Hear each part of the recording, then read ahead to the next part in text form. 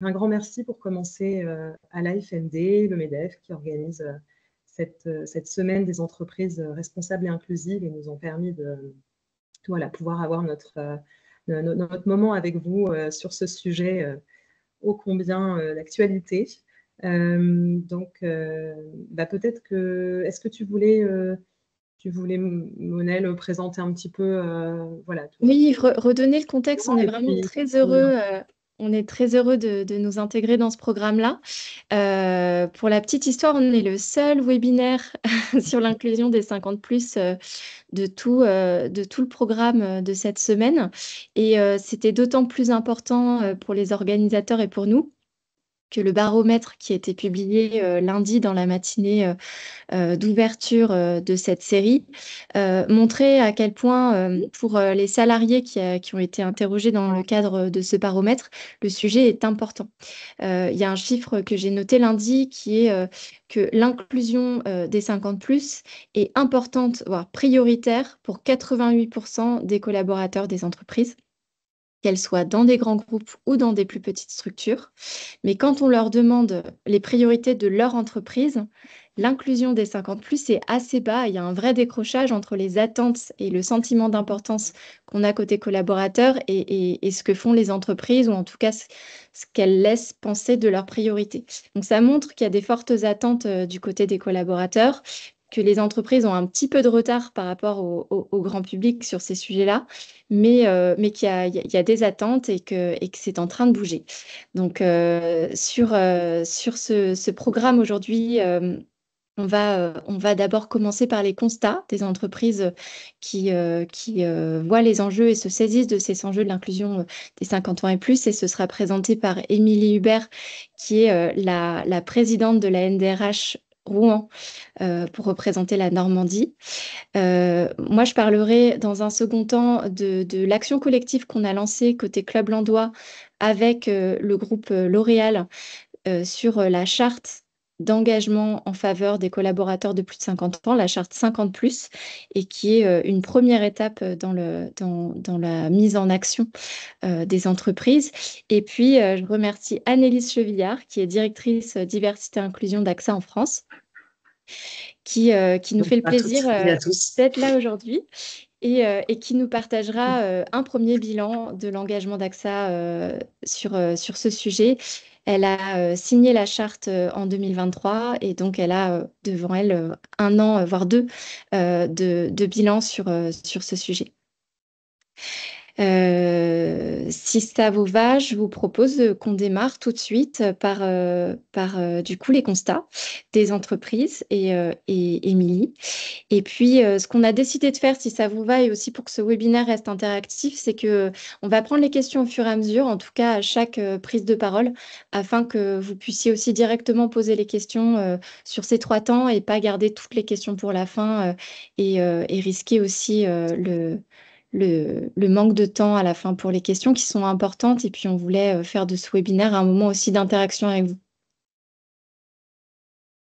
Bon, merci Monel pour ces mots introductifs. Allez, on y va. Donc, je suis Émilie Hubert. Je vais commencer par vous présenter rapidement la NDRH, donc ce réseau dans lequel je suis très impliquée en tant que présidente d'un groupe situé en Normandie à Rouen. Alors, la NDRH, c'est quoi? C'est l'association nationale des DRH qui accueille en réalité tous les professionnels de la fonction RH. C'est plus de 6000 membres répartis sur toute la France et regroupés en à peu près 70 groupes locaux. C'est la première communauté en France qui rassemble les experts de la fonction RH. C'est important qu'on soit présent dans les moments de prise de parole sur des sujets à fort enjeu et des sujets de transition qui sont nombreux aujourd'hui. Et puis, je vais vous expliquer un petit peu en quoi, dans ce réseau, on peut justement grandir un petit peu sur la prise de conscience des enjeux à venir. Donc, le rôle de la NDRH, comme tout réseau, c'est fédérer, rassembler, permettre les conditions du partage d'idées et de bonnes pratiques. Ça, c'est important de le savoir. Dans ce réseau, c'est vraiment sans jugement. On vient et on peut venir partager aussi ses doutes. C'est une fonction où par moment on est seul et où on ne doit pas avoir affiché en tout cas une posture de doute en entreprise. Donc dans ce réseau, on peut et puis essayer piocher un petit peu avec les bonnes pratiques de chacun, de quoi s'inspirer dans son quotidien. Donc on a une ambiance aussi qui est assez conviviale, c'est vraiment important de le rappeler. C'est aussi faire grandir. Et on s'y attache beaucoup au sein de la NDRH de Rouen en proposant de quoi faire grandir nos membres. Alors tout d'abord en technicité, donc la fonction RH, vous le savez, ne manque pas de sujets techniques qu'il faut maîtriser, sur le plan voilà, juridique notamment, mais d'autres. Et on essaye de faire grandir aussi chacun sur le plan postural. C'est une fonction qui doit faire face à de nombreux défis. Ce que j'entends par là, c'est qu'à mon sens, il y a un vrai enjeu à adopter la bonne posture si on veut savoir les relever. Donc on s'attache aussi à faire gagner en leadership au sens de renforcer notre capacité à saisir la dimension stratégique des grands sujets émergents, comme celui de l'employabilité des seniors. On peut traiter de façon opérationnelle technique, mais à mon sens, il faut d'abord s'emparer de la dimension globale d'un sujet et la faire porter à un niveau stratégique. En porte d'entrée de ça, il y a d'abord des constats. À l'appui de ces constats, il y a des données. Et les données démographiques sont très claires. La population est vieillissante. Donc il y aura de plus en plus de seniors dans la société en général, et donc dans les sociétés au sens de nos organisations. On constate en même temps, grâce à des enquêtes menées sur le terrain, que les seniors restent encore trop souvent écartés de l'emploi, alors même que les difficultés de recrutement persistent et sont au cœur des débats. Donc, d'un côté, on a des forces vives présentes dans l'entreprise et insuffisamment exploitées. Ça, c'est vraiment le constat qu'on fait. Et de l'autre, des métiers pénuriques où on n'arrive pas à recruter. Donc, évidemment, là, on a un paradoxe. Il faut absolument qu'on remédie à ça. Et quoi de mieux que confier ce sujet à la maison RH, on va dire. Effectivement, on est là pour ça dans nos grandes missions quotidiennes. Un autre constat, c'est que l'âge est un facteur de discrimination et qu'il faut donc retravailler notre sensibilité à la culture des âges. Et une porte d'entrée culturelle aussi pour aborder un sujet, c'est à mon sens aussi une bonne porte d'entrée pour le traiter d'une façon stratégique. Donc, on ne peut pas parler d'inclusion et de diversité si on ne considère pas toutes les populations de l'entreprise comme une force. Et là, on a clairement un enjeu intergénérationnel. Et si on traite sous l'angle de l'intergénérationnel, là, je pense qu'on a un bon levier pour s'en sortir aussi.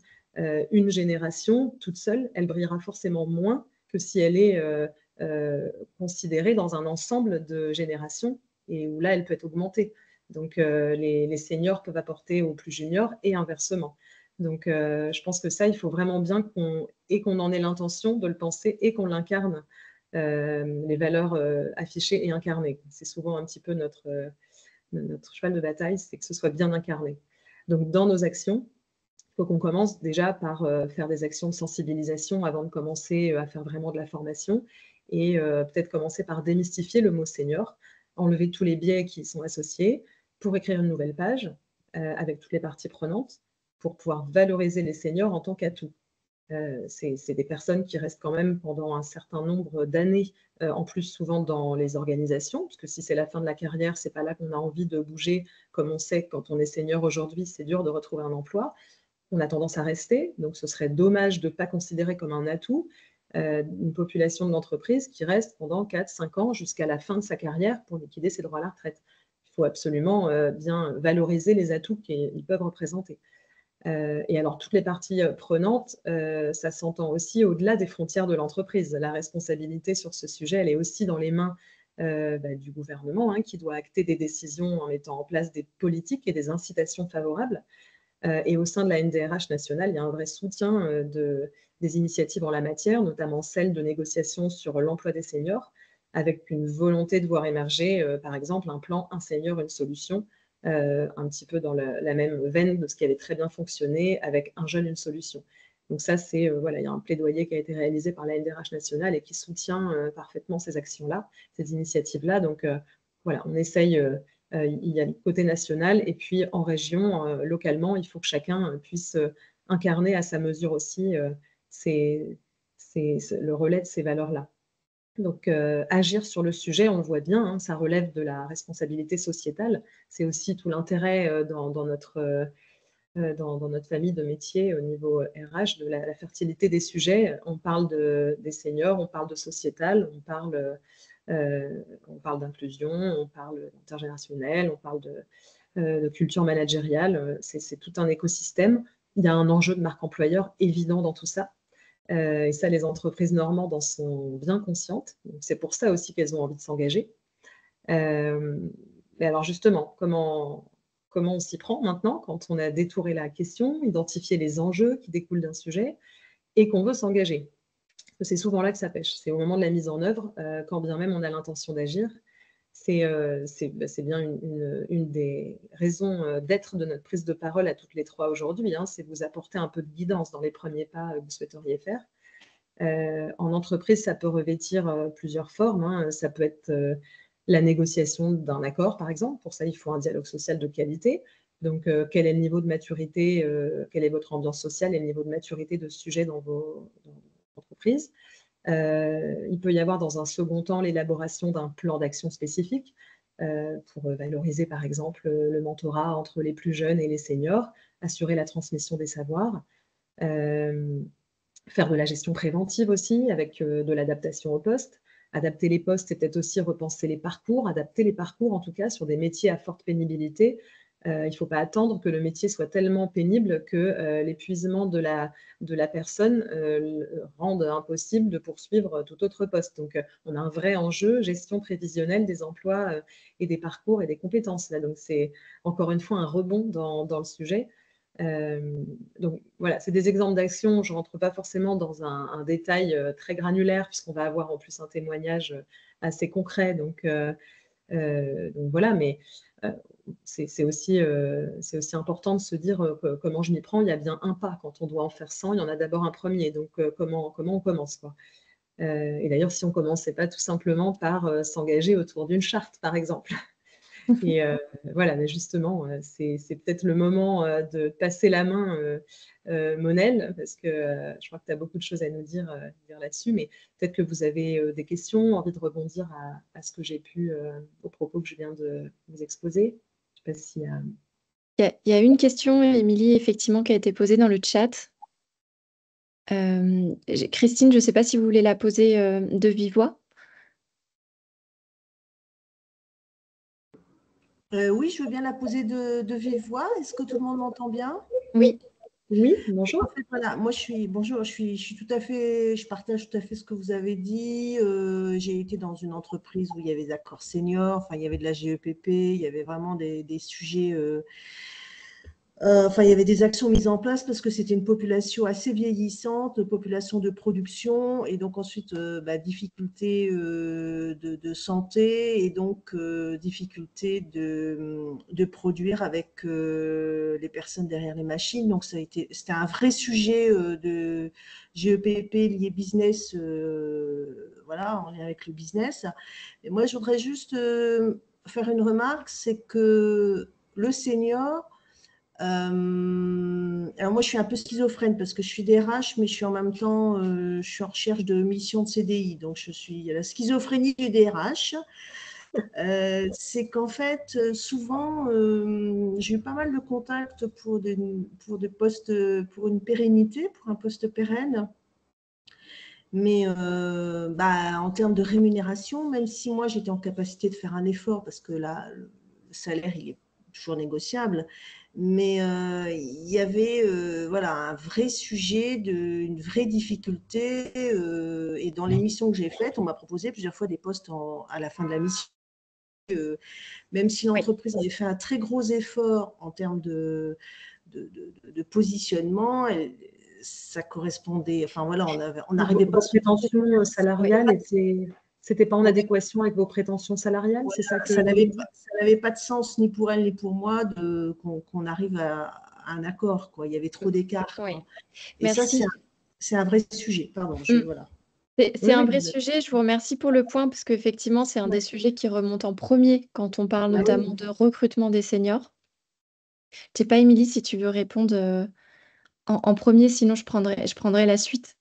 Je pense que tu avais effectivement des choses à dire dessus, mais il y a Oui, un rôle à jouer, hein. Les grandes entreprises, elles ont souvent plus peut-être de moyens pour mettre en place des grandes politiques en matière de politique de rémunération. On a peut-être par moment des plus petites structures. Je ne sais pas quelle est la taille de la structure à laquelle vous vous êtes adressée, Christine, c'est bien ça?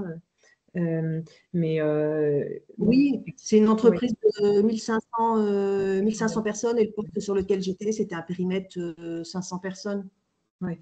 Je oui. pense qu'il y a tout intérêt à en passer par un dialogue social qui négocierait des politiques de rémunération spécifiquement dédiées à l'inclusion des seniors. Après, le fait de travailler aussi à toquer à la porte du gouvernement pour avoir des mesures incitatives au recrutement des seniors, ça permettrait d'alléger les charges et donc permettre des salaires aussi plus élevés. Donc tout ça est un peu interdépendant. C'est un cercle vertueux qui pourrait niveler par le haut justement la mise en valeur l'attractivité justement des postes pour les seniors. Je suis d'accord avec vous, la question reste encore à, à traiter, quoi. C'est Mm. pas, Oui. je Je vais, je comprends. vais, Peut-être que vous avez des choses, Monel, à dire. Oui, Enfin, je vais rebondir très rapidement ouais, parce que je voudrais pas que ça empiète sur ouais, notamment ouais. l'exemple à la fin d'Annelise Et parce oui, que je pense qu'elle aura des choses aussi pour ça va compléter enrichir. ce Ouais. point-là. Je voudrais répondre de trois manières.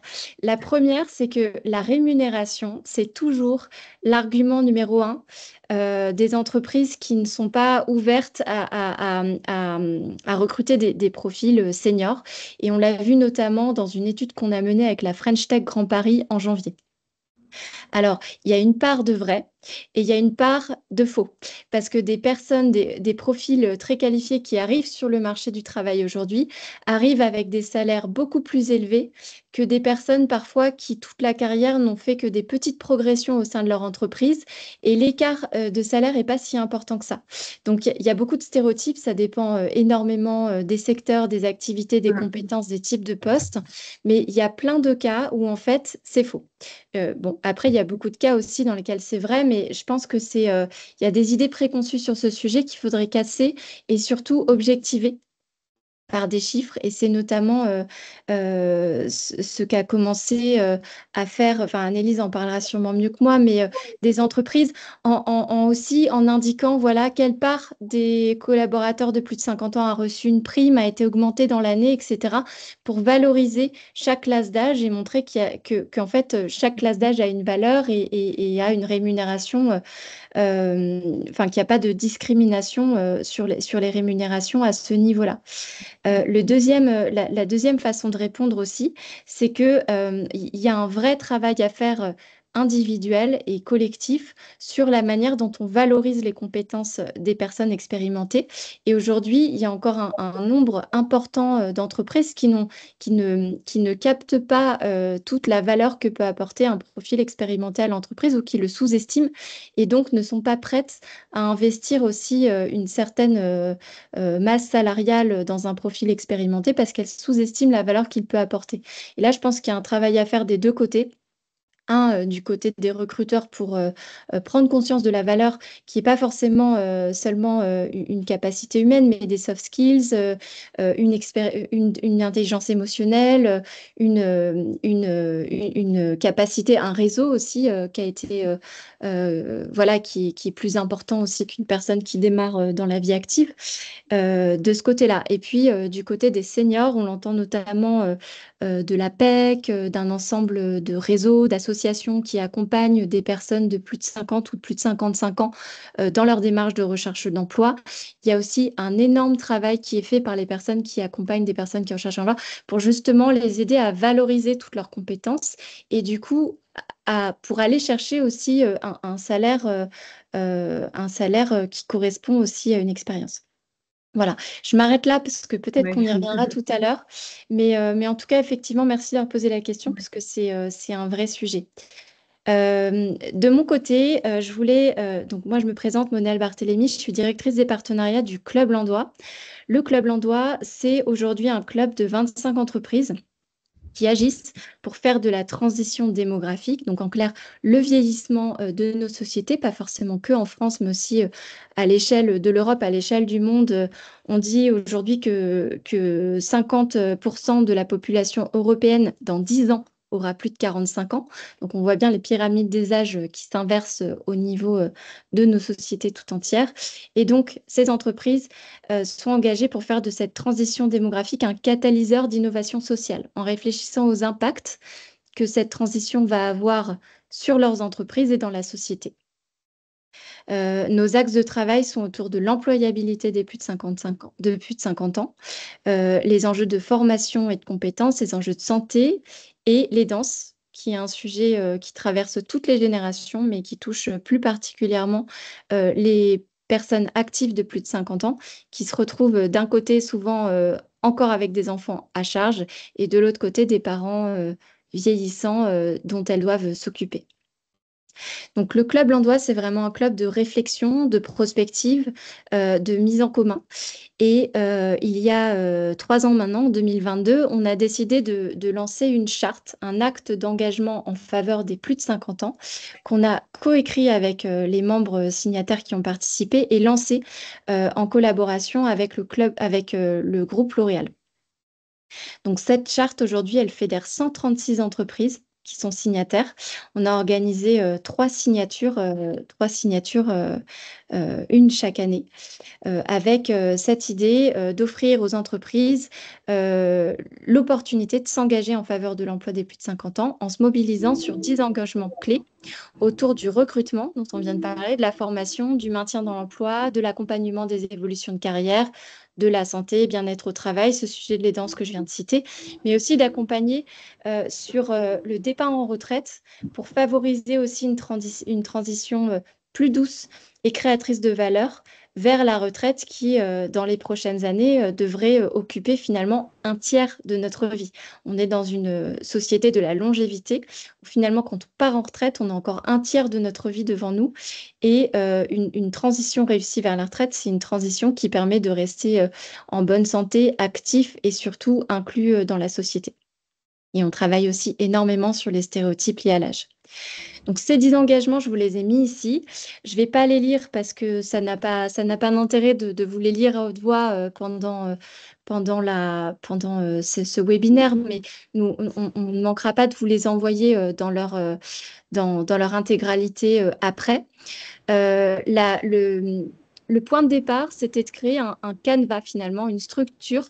Alors, par contre, est-ce que la personne qui a son micro pourrait le couper? Parce qu'en fait, on a une espèce d'écho assez désagréable. Voilà, merci pour tout le monde. Voilà, un canevas qui permet aussi de structurer un plan d'action en faveur des collaborateurs de plus de 50 ans dans les entreprises, en identifiant et en clarifiant 10 sujets clés sur lesquels prendre des actions. À cela, on a adossé en 2024 un index qu'on appelle Index volontaire sur l'emploi des 50+. Le point de départ, c'était cette obligation et cette volonté d'afficher de la mesure, donc de créer des indicateurs qui permettent de faire un diagnostic partagé et surtout de pouvoir se comparer les uns aux autres pour voir où chaque entreprise, chaque organisation en est et que chaque porteur de ce projet en entreprise puisse s'en référer à sa direction en disant bah voilà, nous on en est là. Par exemple, l'indicateur du taux de 50+ dans les entreprises, cette année, avec l'ensemble des entreprises qui ont participé à la création de cet indicateur, une trentaine en tout, en faisant la moyenne et en travaillant avec l'IFOP sur un audit qui permet de les rendre viables et outillés, on arrive à 32%. Donc, la moyenne des entreprises qui ont participé à la création de cet indicateur, c'est 32% de 50+ dans leurs organisations. Donc, vous pouvez, si vous avez ce même indicateur et cette même façon de calculer votre taux de 50+, vous pouvez vous positionner en disant finalement, nous, oula, on est à 45%, on a vraiment un sujet et voilà comment on se positionne.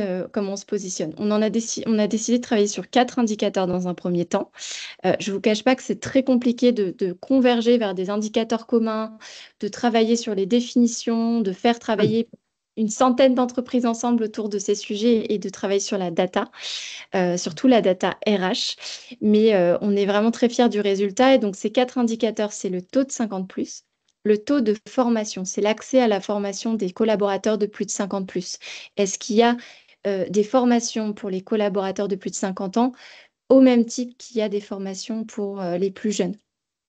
On voit qu'en fait, à 28%, c'est un petit décrochage, c'est-à-dire que le nombre d'heures de formation que l'entreprise a dispensé sur un an, il y a un quota attribué aux 50+, qui ne correspond pas tout à fait à leur part dans l'entreprise. C'est un petit peu moins, c'est moins 4%. Et puis ensuite, quand on va sur l'indicateur de mobilité, on voit là aussi que sur l'ensemble des mobilités, la part que représentent les mobilités des collaborateurs de plus de 50 ans, il y a encore un décrochage par rapport à la part qu'ils représentent dans l'entreprise. Donc, par effet de comparaison, effectivement, ils se sentent moins en capacité de bouger en entreprise, d'être en mobilité en interne s'ils ont moins d'opportunités aussi de l'être ou si les formations qu'ils suivent ne leur donnent pas la possibilité ensuite d'évoluer. Et le dernier indicateur qu'on suit et qu'on regarde, c'est l'indicateur de recrutement des 50 ans et plus. Aujourd'hui, il est de 11%. C'est extrêmement important et c'est un effort de transparence aussi des entreprises d'avoir travaillé sur cet indicateur-là. Il est bien en dessous du taux aujourd'hui, ce qui montre aussi qu'une personne qui sort de l'emploi à 50, à 55 ans a beaucoup moins de chances de retrouver un emploi puisque enfin, voilà, il y a moins de place aussi pour des personnes de plus de 50 ans dans la part des recrutements d'une année. Et donc ça, c'est des indicateurs qu'on va suivre et sur lesquels on va travailler pour se dire où on va, qu'est-ce qu'on mesure et où est-ce qu'on a envie d'aller avec ces indicateurs, comment est-ce qu'on a envie de les faire bouger. On voudrait quantifier les évolutions, voir où sont les marges de progression. Et au fur et à mesure de l'augmentation aussi du nombre de signataires qui contribuent à la création de ces indicateurs, construire un outil qui soit représentatif de l'ensemble des organisations à l'échelle du territoire national. On a une petite surpondération aujourd'hui des grands groupes, puisque le club Landois, nous on est un club d'entreprises du public et du privé, mais plutôt des grands groupes. On s'ouvre aujourd'hui à l'ensemble des entreprises sur le territoire. On a une démarche d'inclusion aussi d'entreprises de toute taille. On est très fiers de cette association avec la NDRH Rouen qui nous permet aussi de nous étendre sur les territoires et d'aller parler à des entreprises qui n'auraient peut-être pas forcément entendu parler de cette initiative qui aujourd'hui est encore très parisiano-centrée, même si on a des signataires de la France entière et que nos plénières sont aussi en visio pour justement permettre à tous de participer. Et on espère l'an prochain augmenter encore la base de ces indicateurs-là. Bon, j'ai quelques photos des signatures. Je voulais simplement revenir sur le fait que c'était extrêmement important pour nous. Cette charte, aujourd'hui, ce n'est pas un audit et ce n'est pas un label. C'est-à-dire que les entreprises qui adhèrent ne sont pas auditées sur ce qu'elles font réellement et on ne va pas aller réclamer des chiffres et des comptes rendus dans les entreprises qui signent cette charte. Mais il y a un engagement qui est sincère et la signature, elle est réalisée par des membres du COMEX des entreprises, donc soit les dirigeants, soit des personnes qui sont membres du COMEX. Elle a lieu sous le haut patronage d'un ministre. Donc en 2023, par exemple, c'était Olivier Dussopt au ministère du Travail. Et cette année, en 2024, c'était Catherine Vautrin. Et elle est rendue publique, médiatisée. Et elle engage les entreprises vis-à-vis de leurs collaborateurs et vis-à-vis effectivement de l'ensemble de leurs partenaires sociaux à s'engager. Et on publie effectivement ces indicateurs pour mesurer les évolutions. Et on passe aussi chaque année un sondage qualitatif pour voir aussi ce qui a bougé et les engagements sur lesquels il était le plus simple ou le plus compliqué d'avancer pour justement faire le point et avancer collectivement avec des solutions et partager des solutions là où il reste des points compliqués. Voilà, les 136 entreprises signataires aujourd'hui. Et puis, dans le cadre des rencontres, on a 7 signatures annuelles qui marquent le temps fort de l'année sur la charte 50+. On a 2 plénières par an qui sont des temps de rencontre. Donc, comme je le disais, en physique et en distanciel pour les personnes à distance, qui sont des moments où on partage les bonnes pratiques et on travaille sur des sujets communs, notamment ce sujet des indicateurs et de la construction d'un index commun. Et puis, surtout, on est assez content de voir que cette charte, elle rencontre un écho et un intérêt partout dans le monde. Donc, on a eu cette année deux médias, enfin deux gros médias internationaux qui sont intéressés à ce sujet. Il y a notamment Forbes qui a consacré un article assez long à ce sujet en janvier dernier en interrogeant un certain nombre d'entreprises signataires pour comprendre comment on avançait. On a aussi eu des contacts avec le Canada qui nous a dit ce qui se passe en France, c'est assez intéressant parce que les entreprises décident de jouer un rôle dans ce sujet qui parfois est considéré comme le sujet de l'État ou du gouvernement et du législateur. Et donc là, les entreprises, on sent qu'elles se mettent en ordre de marche aussi pour jouer leur rôle. Et je pense que c'est toute la culture RSE ces dernières années qui s'est instillée dans les entreprises et qui ne travaille pas seulement sur des sujets environnementaux, mais sur des sujets sociétaux et sociaux, qui prend à bras le corps ce sujet et réfléchit au rôle que l'entreprise peut jouer, bien sûr, en complémentarité de ce qui peut se faire au niveau des États. Et puis l'autre pays dont je parlais, c'est le Japon, qui est pour le coup extrêmement en avance sur le sujet de la longévité et du vieillissement. C'est le pays pionnier qu'on regarde parce que là-bas, ils ont 10-15 ans d'avance dans leur courbe démographique par rapport à la France, qui jusqu'à présent était quand même portée par son taux de natalité, ce qui n'est plus le cas. Et donc, pareil, ils nous ont consacré un article en saluant l'originalité de cette démarche française de jouer collectif et de jouer entreprise. Voilà, la prochaine cérémonie, elle aura lieu en avril 2025. J'ai remis le contact du club. Vous pouvez aussi me contacter sur LinkedIn si vous avez des questions à la suite de cette présentation sur la charte. Et j'ai fait le tour de mes slides et comme je vois qu'il me reste un tout petit peu de temps, je prends les questions. Ouais. Tu les vois, ouais. Oui, je les vois. Alors, tu as répondu sur l'audit, sur le fait qu'il n'y a pas de coût à adhérer à la charte, qu'il n'y a pas d'audit de prévu. C'est peut-être aux organisations elles-mêmes de prévoir une partie audit interne un petit peu, mais il y a des choses auxquelles peut-être tu peux apporter un peu d'éclairage. Oui. La place des startups pour accompagner l'écosystème à accélérer, puisqu'il y avait le... je pense que... Oui. Bah, je suis tout à fait convaincue que chacun a un rôle à jouer dans ces enjeux qui sont des enjeux sociétaux. Les startups ont cette agilité et cette capacité aussi à aller tester, regarder, sentir aussi les évolutions et ramener des évolutions sociétales dans l'entreprise par le biais de dispositifs assez innovants. Donc, moi, je crois beaucoup au rôle et à l'innovation sociale par les startups.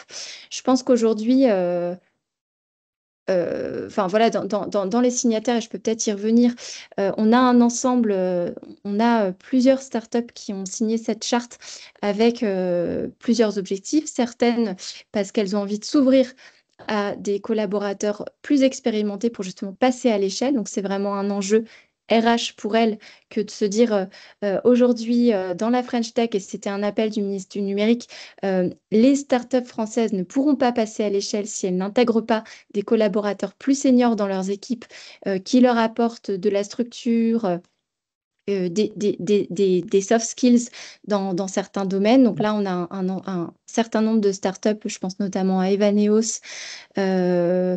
Voilà, bon, je vais pas forcément toutes les citer, mais en tout cas, voilà, qui nous rejoint dans cet objectif-là.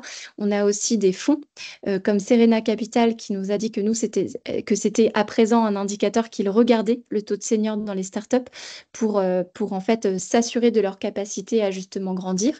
Et puis, il y a des startups qui sont extrêmement jeunes, mais qui arrivent avec une approche data qui, je pense, fait du bien sur ces sujets RH, ou une approche voilà, de communauté, d'entraide, de façon différente d'aborder les sujets qui sont aussi des choses dont peuvent s'inspirer les entreprises. Et enfin, voilà, travailler avec des startups, c'est toujours extrêmement enrichissant. Donc, moi, je suis convaincue qu'il y a des choses à faire. Sur les autres questions, est-ce qu'il y a des actions réelles sont attendues en plus de la signature de la charte? Bah, bien sûr, je pense que quand une entreprise signe la charte et s'engage sur les 10 points qui sont nommés et qu'ensuite il n'y a aucune action réelle qui se passe, je pense que les collaborateurs de l'entreprise sont en droit voilà, via un CSE, via le dialogue social, de demander ce qui se passe et qu'est-ce qui est dans les tuyaux sur ce sujet. Donc, effectivement, en tout cas, je pense que la charte, si vous la signez, c'est parce que vous avez envie effectivement de déployer des choses. En revanche, c'est pas un prérequis, c'est-à-dire que vous pouvez signer sans avoir forcément déployé un accord senior dans vos entreprises, mais en tout cas d'être dans cette démarche-là, en tout cas de vous engager sur certains points de la charte.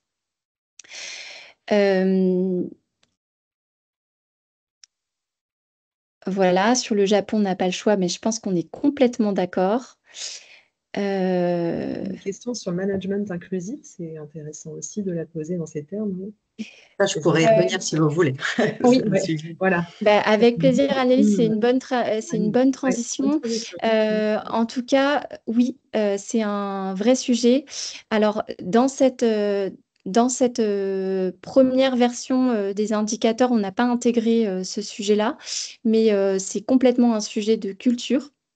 Et pour la petite histoire, à la dernière plénière de la charte qui a eu lieu donc au printemps dernier, on a effectivement une entreprise Decathlon qui nous a partagé un des dispositifs de formation des managers jeunes pour justement manager dans leurs équipes des collaborateurs seniors, parce qu'on pense souvent aux formations voilà, générationnelles pour manager cette nouvelle génération qui est difficile à manager, etc. Enfin, en fait, on creuse un peu les stéréotypes quand on va sur ce sujet, mais en tout cas, cette idée qu'il est nécessaire de former les managers à un dialogue entre les générations, mais il y a très peu de formations pour l'instant spécifiques qui forment des jeunes managers d'une trentaine d'années à manager des collaborateurs de 50 ans.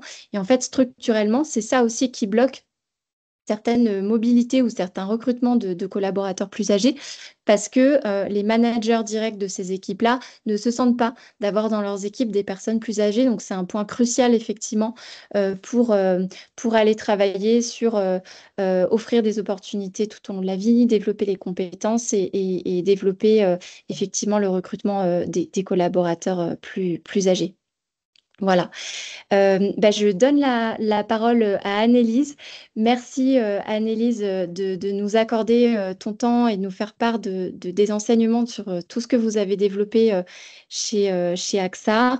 AXA est membre du club depuis 2023, a signé la charte en juin 2023 et donc je te laisse la parole Annelise. Merci beaucoup, Monel.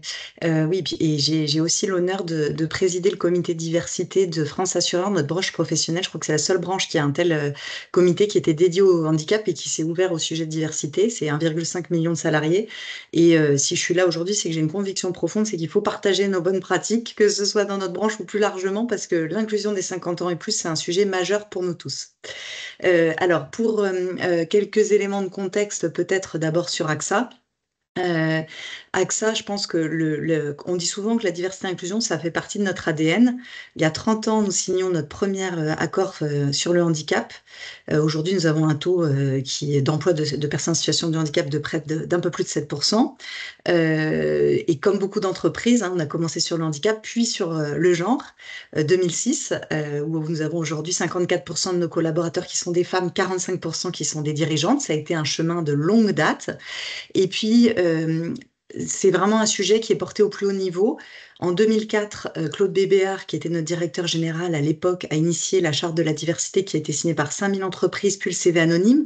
Plus récemment, Thomas Buberl, dans plein temps fort des Gilets jaunes, a initié, avec d'autres dirigeants d'entreprises mobilisés, le collectif pour une économie plus inclusive, qui vise notamment à travailler sur l'emploi inclusif. Bref, ça fait partie de notre ADN et on suit avec beaucoup d'attention tout l'ensemble des sujets de diversité et inclusion.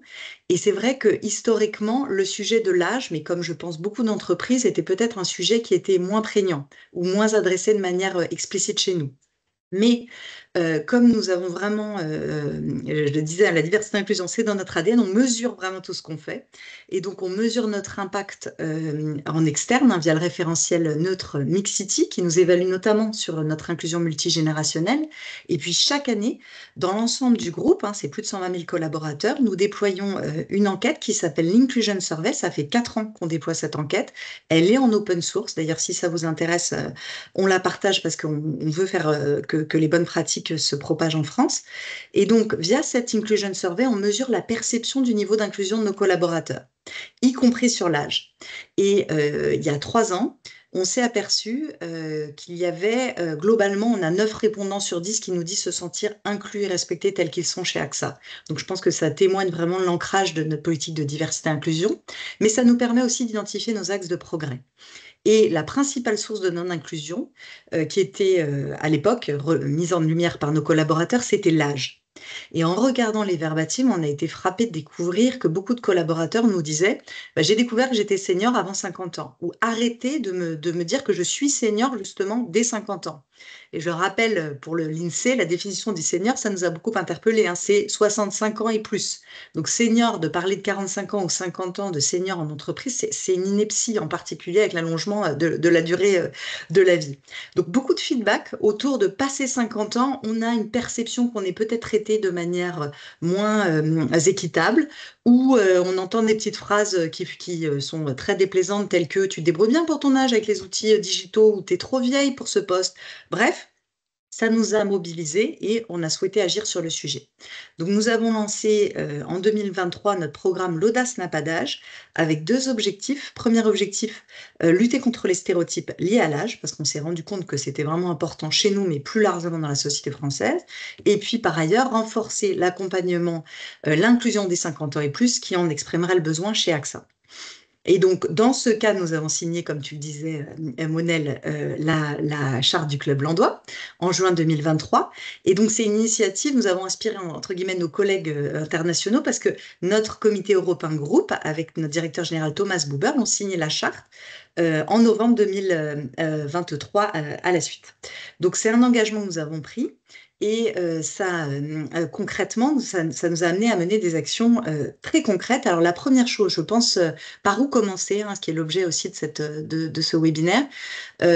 Moi, j'ai mené avec mes collègues une analyse quantitative et qualitative fine de l'équité de notre politique RH. Je pense que c'est vraiment précieux parce que ça permet de factualiser la situation, notamment des 50 ans et plus. L'objet, c'était de voir s'il y avait un traitement inéquitable des 50 ans et plus par rapport à toute la population.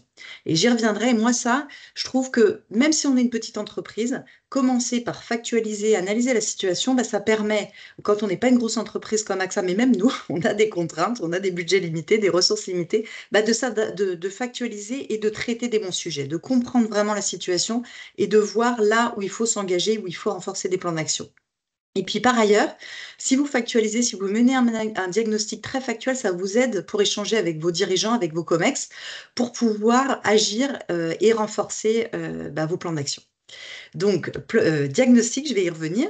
Et puis, nous avons décidé de lancer pour lutter contre les stéréotypes liés à l'âge une campagne de communication interne que vous allez voir à l'écran. Qui s'appuie, donc c'est une campagne d'affichage qui était dans tous nos locaux, on est présent France entière, AXA, dans beaucoup de sites, et donc elle était dans les ascenseurs, dans les bureaux.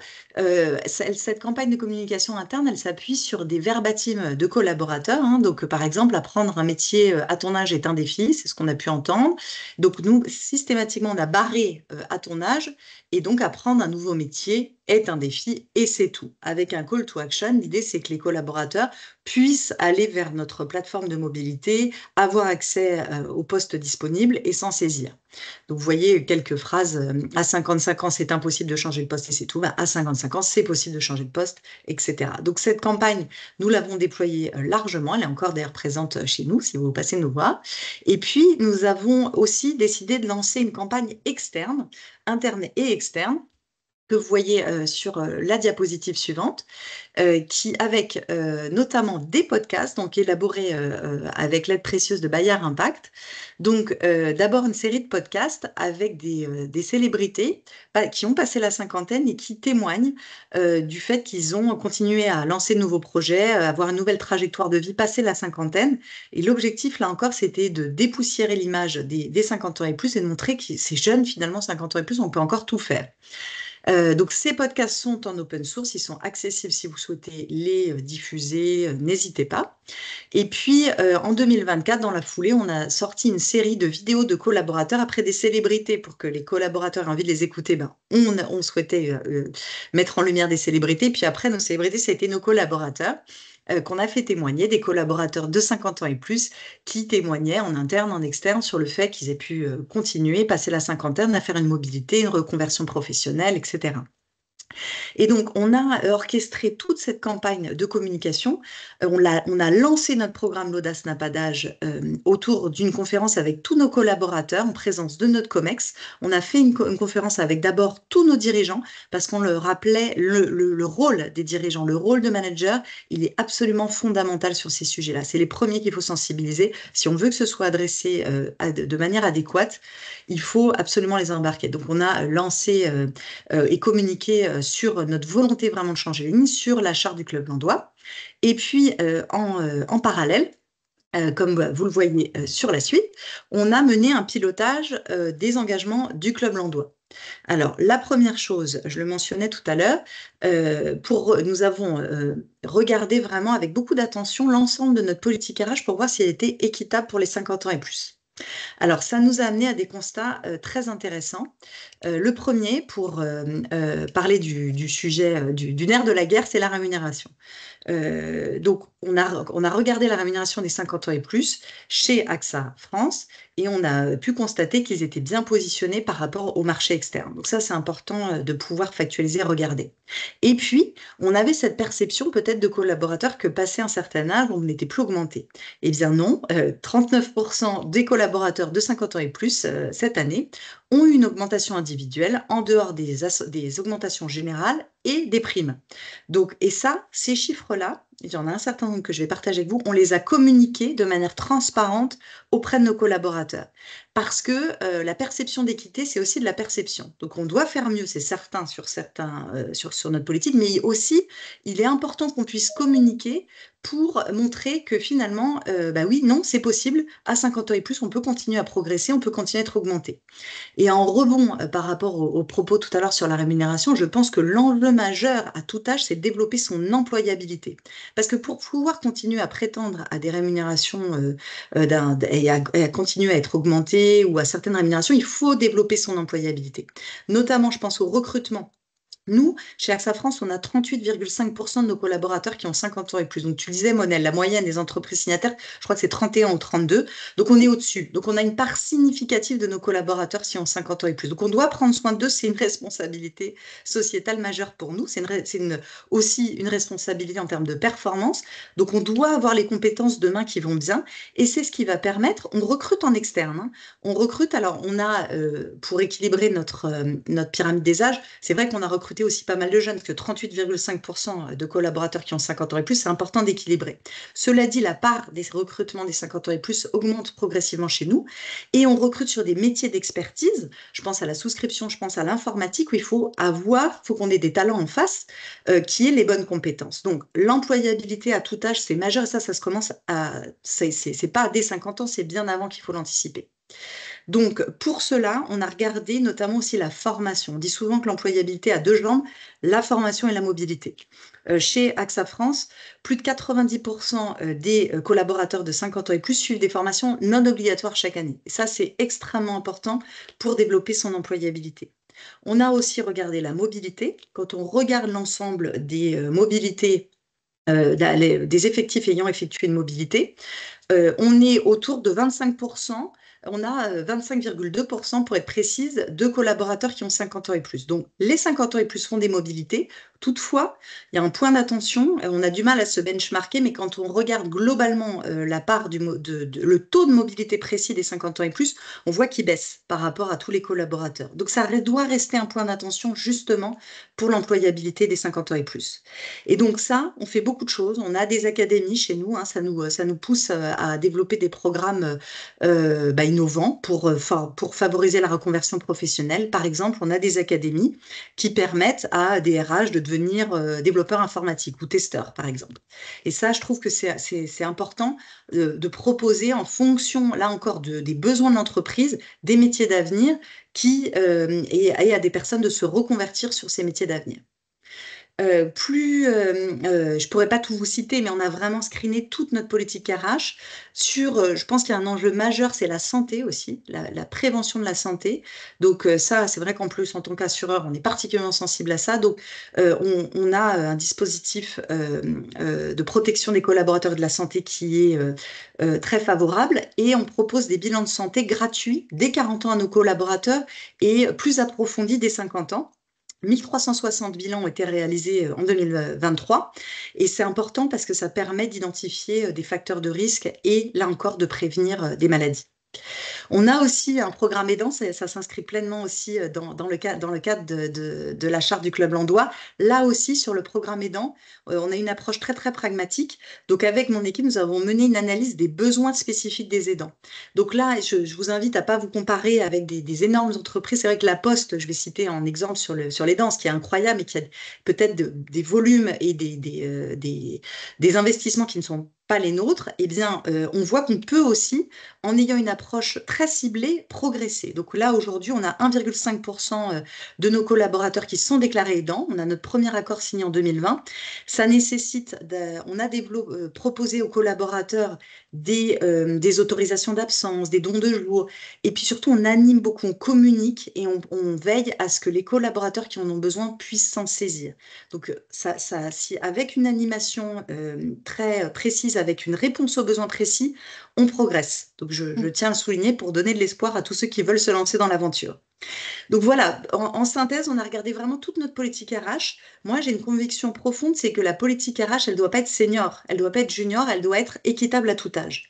Et d'ailleurs, moi, je suis beaucoup plus en faveur, dans l'absolu, nous n'utilisons pas le mot senior, ou je ne suis pas forcément en faveur de pousser des programmes seniors, parce que en écoutant beaucoup de collaborateurs, il y a certains qui nous disent, moi, à 60 ans, je veux faire une mobilité, je veux un nouveau job, et d'autres qui, dès 40 ans, nous disent qu'ils veulent ralentir. Donc, là encore, ne mettons pas les gens dans des cases et je pense que c'est important de veiller à proposer à tout âge une politique RH la plus équitable et la plus adaptée possible.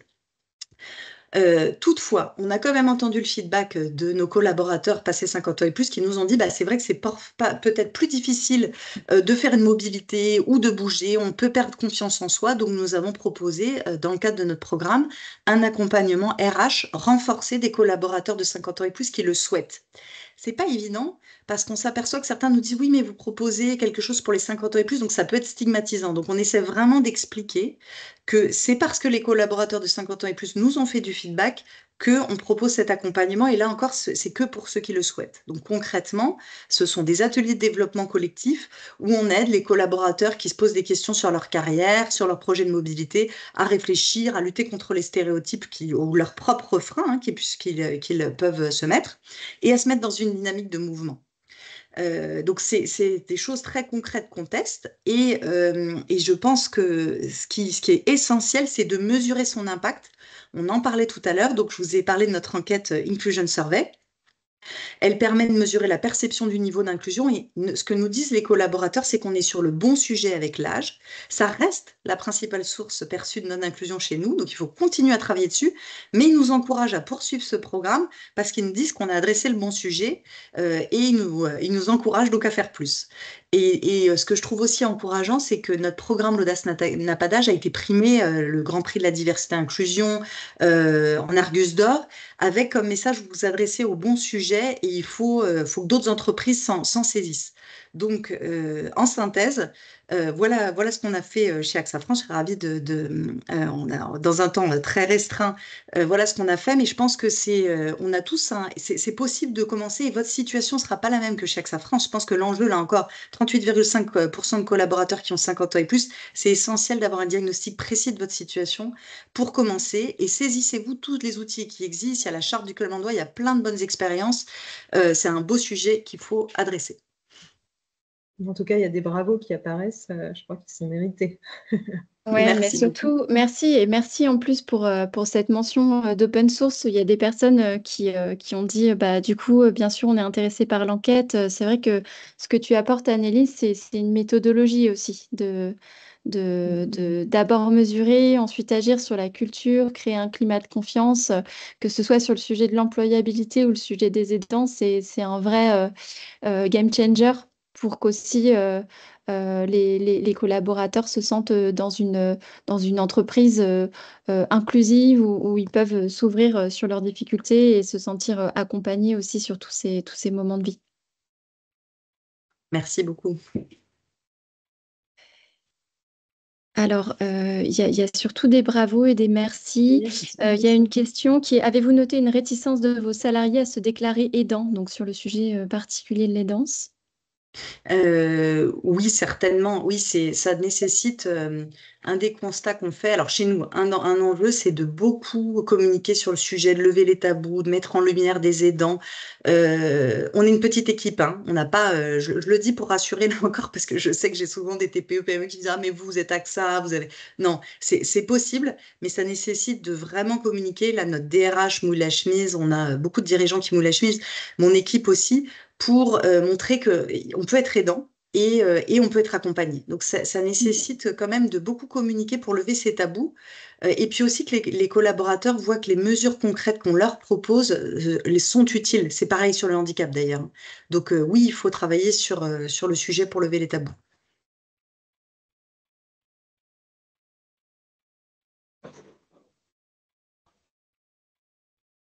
C'est quoi le prix de l'Argus d'or? Il y a une question. Ah. Alors, ça, vous trouverez, ce sont des prix. Alors oui, je crois qu'il y avait une autre question. On a eu le Grand Prix tout à l'heure, je crois qu'il y avait une autre question aussi. Le Grand Prix de la diversité et de l'inclusion, c'est AFL Diversité. Vous trouverez ça sur Internet. Et puis l'Argus d'or, c'est un autre prix aussi, qui est plus généralement, si je ne dis pas de bêtises, pour toutes les sociétés d'assurance, où il y a des prix. C'était sur la campagne de communication interne et sociétale qu'on a eu ce prix. C'est aussi l'occasion, ces prix, de valoriser et partager nos bonnes pratiques et de les diffuser plus largement. Au-delà de la fierté des équipes qui les... Ouais. J'allais dire répondre à un sentiment de fierté, c'est quand même gage d'engagement aussi. C'est très positif. J'ai arrêté le partage, il est pile 15 heures. Je sais que vous êtes nombreux sûrement à avoir ensuite d'autres réunions qui commencent. Je profite de ces dernières secondes pour vous remercier. Donc, remercier évidemment Annelise et Émilie pour leur partage et leur témoignage. La FMD et le MEDEF qui ont organisé ce programme extrêmement riche toute la semaine et qui ont mis en avant ce webinaire dans le programme aujourd'hui. Et puis surtout, un grand merci à vous pour votre engagement. Il y a eu énormément de questions et d'engagement tout au long de ce webinaire. Et on se réjouit aussi de voir autant d'organisations enchaînées, engagées sur ce sujet. Ouais, un grand merci à tous. C'était un très bon moment. Merci, très bonne journée. Merci, au revoir. Bonne journée à tous, au revoir. Bonne journée.